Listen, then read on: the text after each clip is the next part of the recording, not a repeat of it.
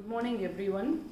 I am Dr.G.VIJAYALAKSHMI, Assistant Professor of History, Department of History, DKM College for Women, Vellore. I am happy to invite you all in this video lecturing. Today I am going to discuss about the advent of Europeans to India. The Europeans came to India for trading purpose.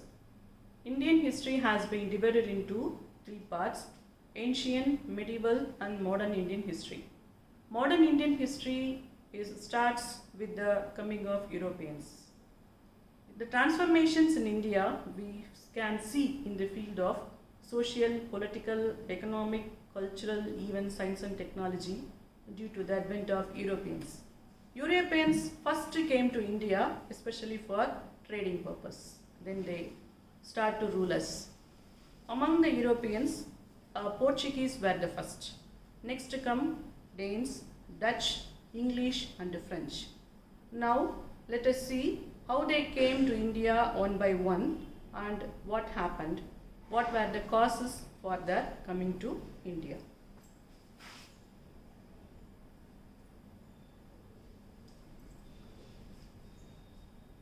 This is the picture how they came to India.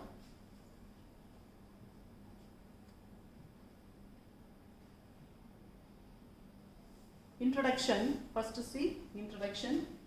The coming of Europeans to India forms an important event in the history of our country.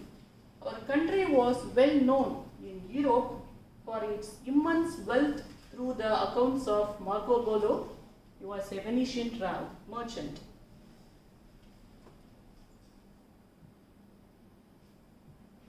Then let's see the causes why Europeans came to India and how they find out new sea route to India. First cause, India had trade relations with the Western world from the ancient times. Indian commodities like spices, certain drugs, metalworks, textiles, silk, gold, silver and precious stones were in great demand in the European markets throughout the Middle Ages. These goods used to reach Europe by land through Constantinople.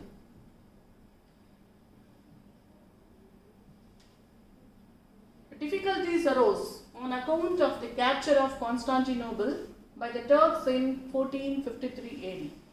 It blocked the traditional trade route through land between Europe and the eastern countries. It made European traders to find out new sea routes to reach the Golden East, example India. The Portuguese were pioneers in the field. Prince Henry of Portugal, the navigator of Portugal, patronized the sailors. He encouraged his countrymen to take up the adventurous life of exploring the unknown religions in the world. He was the Bartholomew Dias. He was sent by the prince to find out new sea route to India, but he couldn't reach India. Why? Because in 1487, Bartholomew Dias travelled along the west coast of Africa. He reached its southernmost tip. However, he could not continue his voyage further due to heavy storms. This voyage gave hope to the navigators. Hence, the southernmost tip of Africa is known as Cape of Good Hope. Then, Bartholomew Dias was followed by Vasco da Gama. He discovered the new sea route to India.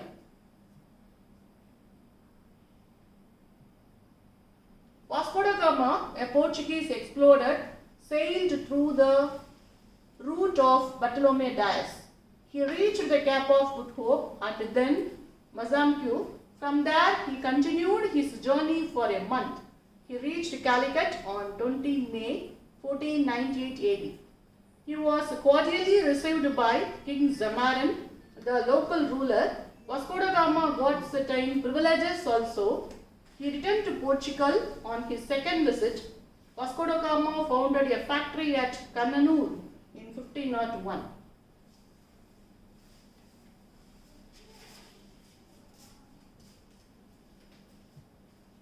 Calicut, Cochin, Kannanur became the Portuguese trading centers.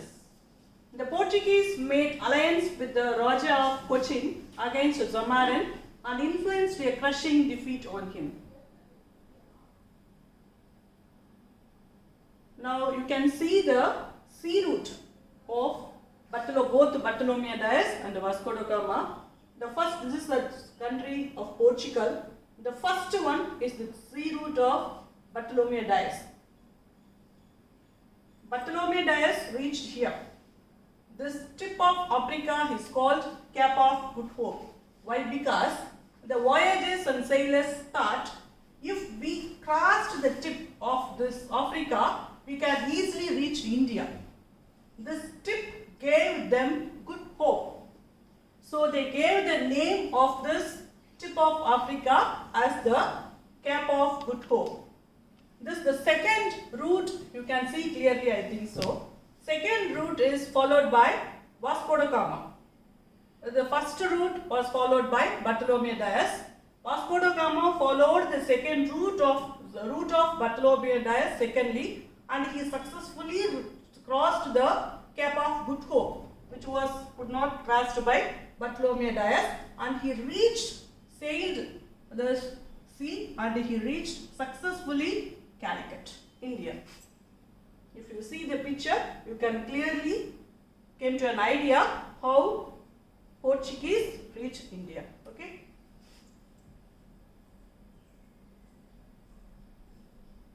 Now Vasco da Gama came and he left. After Vasco da Gama, Portugal government sent one more person. He is called Francis de Almeida from 1505 to 1509. Francis de Almeida came to India in 1505. He was the first governor of Portuguese possessions in India. He wanted to make the Portuguese the masters of the Indian Ocean. His policy is known as the Blue Water Policy.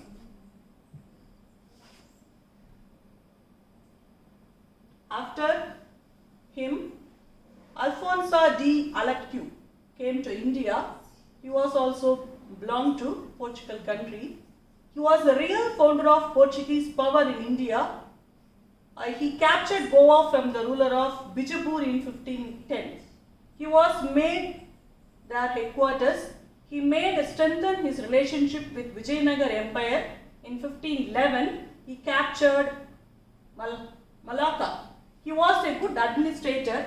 He treated Hindus well. He became unpopular with the Muslims. He encouraged marriages between Hindus and Portuguese. By the end of 16th century, the Portuguese brought Goa, Diu, Daman and Salt City.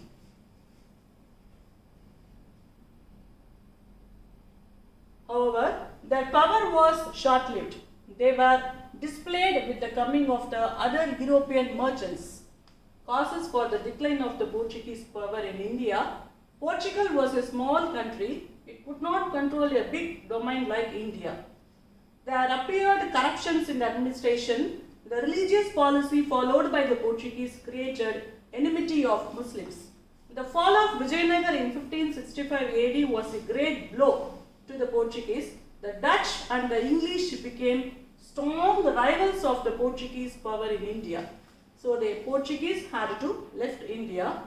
After Portuguese, they were followed by the Dutch. They were also foreigners. The Dutch were a hardy race of simple adventures, maritime people. The United East India Company of the Netherlands was founded in 1601 AD in Holland. They turned their attention towards India. They founded a factory at Masulipatinam in 1609 near Chennai. They captured Nagapattinam from Portuguese. They made Agra, Surat, Masulipatinam and Chinnasur in Bengal as their trading centers. The Dutch did not aim at establishing an empire in India. They concentrated their attention on the spice lands in the Far East. Causes for the decline of the Dutch. The Dutch had to yield their position to the English. They concentrated trade with Indonesia rather than India. From the beginning of the end of the positions of the Dutch in India was insignificant. The Dutch did not pay more attention to trade with India. So they had to leave India. Here, next comes English. They were called as also English East India Company. Like other Europeans, the English men were also very interested, very fond to trade with India. John Medenhall, a merchant adventurer, was the first Englishman who arrived in India in 1599 by land route for the purpose of trade with Indian merchants. In 1600 AD, Queen Elizabeth of England gave permission to a group of 100 merchants of London to establish trade with India. Later on, they formed a company known as English East India Company. The English East India Company sent Sri William Hawkins to the court of the Mughal Emperor in 1609 to obtain permission to create a factory at Surat. But due to the Portuguese influence, the Mughal did not give permission. In 1613, the Mughal Emperor allowed the English to open a trading center at Surat.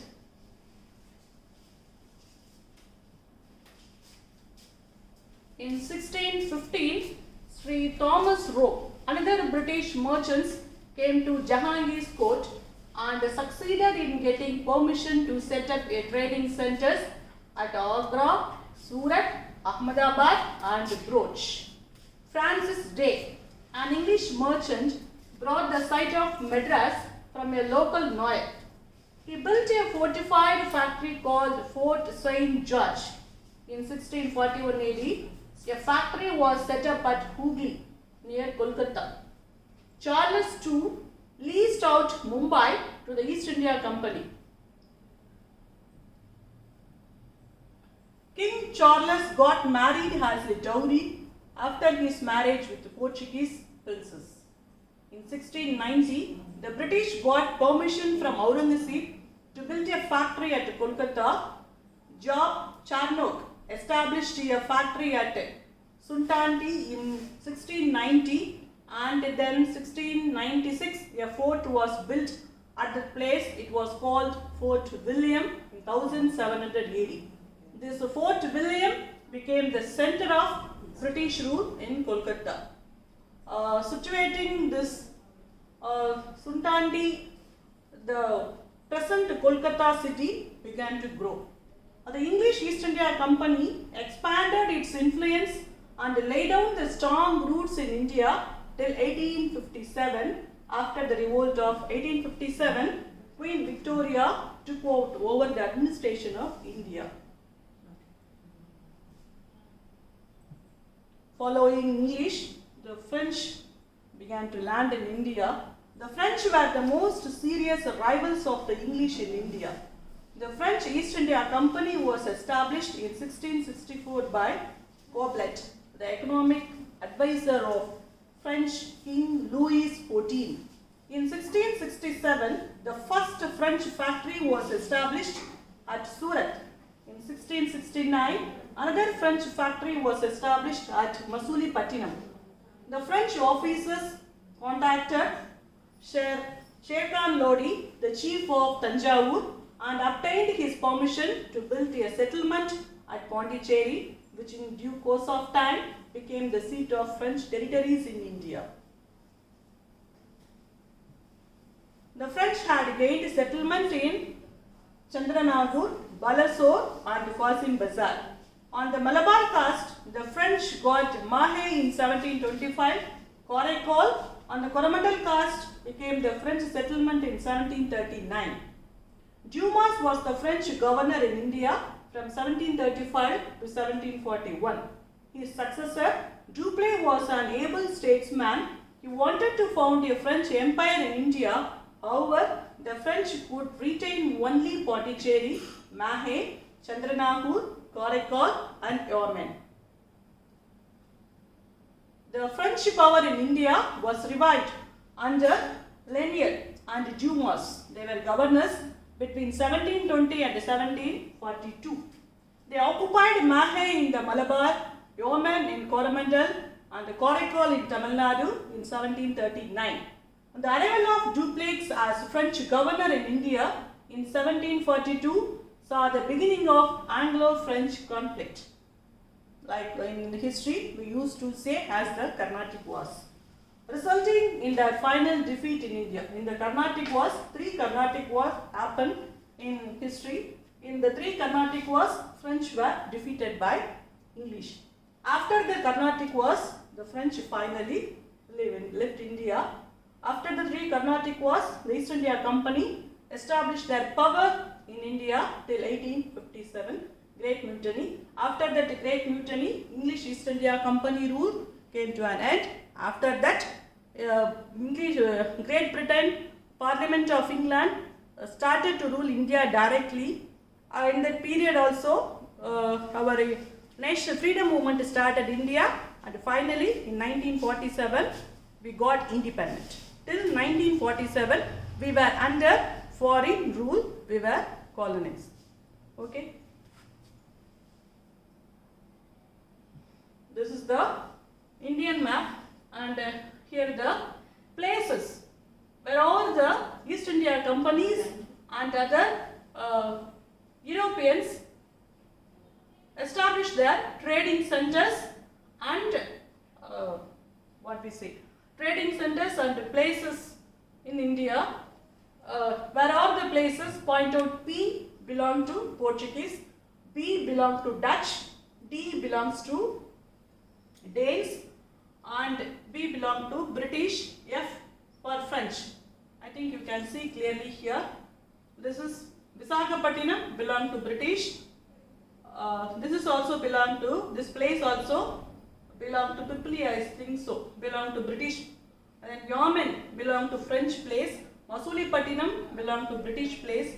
Madras, Pondicherry, Saint David, Nagapatnam, these are all British places. Mahe, French place. Then Calicut. Calicut is the place where first Vasco da Gama came and landed in India. This is Cochin, belong to Danes. Goa, Portuguese place. And Bombay, Dayu, all Dayu belong to Portuguese, Bombay belong to British. First they came to India for trading purpose. This is the initial stage of the Europeans captured places. After that, they occupied whole India and ruled us. Okay, thank you.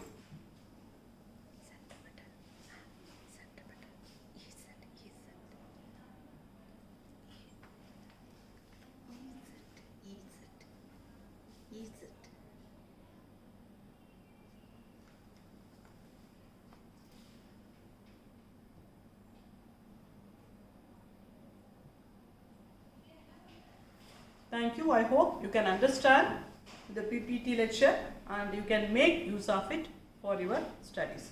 Thank you.